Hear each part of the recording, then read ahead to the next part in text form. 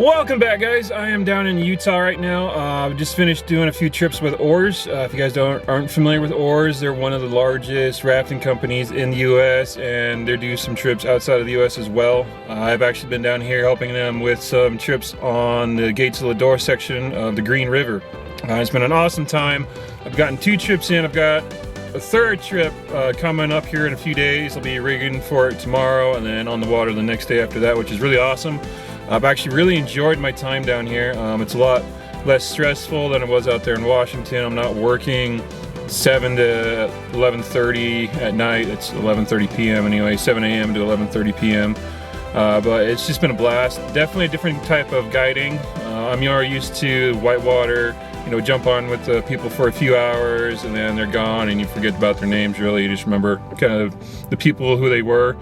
Out here it's a bit different where of course you're with them for a few days. My last trip was a 3-day trip down Gates Lador here, which was the fastest I've ever done it. It was definitely a push to get down the river, but it was a lot of fun.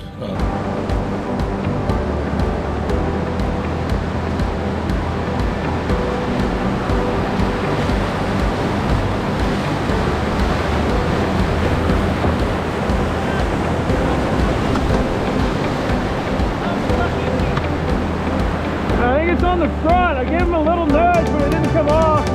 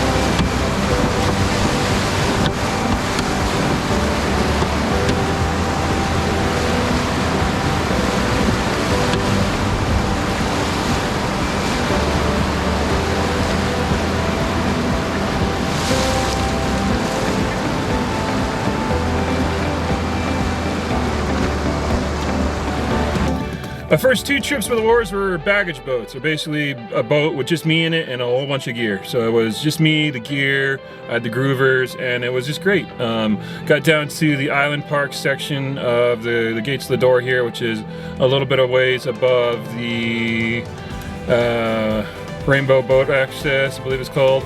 And then a little bit further away from the Split Mountain boat ramp. Which, you know, it's just a big flat section, and out there in the flat sections, if it's just me in the boat, I kind of lose my mind a little bit. I don't have any music playing out loud. My last couple of trips, I managed to bring some headphones with me, and I was listening to an audiobook through those sections, so it helped out a lot. Although I did keep an ear open for, you know, what the other guys were doing for, you know, interpretation talks, you know, when you're with the people, especially through this really awesome area. You do have to talk to them about kind of the history and stuff like that. It's just something, you know, they're interested in, and you get a pretty good bonus if you actually know what you're talking about out there. So, like the whole area out here where it used to be part of the Uinta Lake, and this whole sandstone structure and the layers of rocks, this and that. On my first trip, there was a guide who actually really knew a lot about the rock area there. I wish I could have just talked to him and listened to him for a while longer just so I could take notes about it. Of course, you know, being only on my first trip, I remember very little information. There was a ton coming in, so I still have to find a lot more information about it.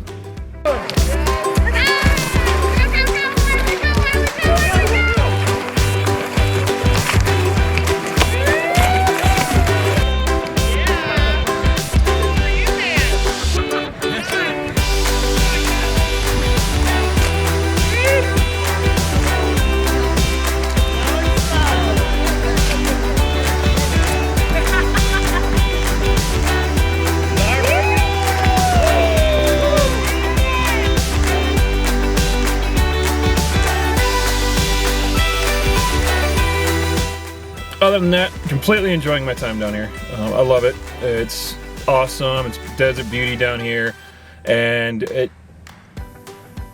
if I don't get any other work opportunities, I might come back here next summer to spend the season with them again.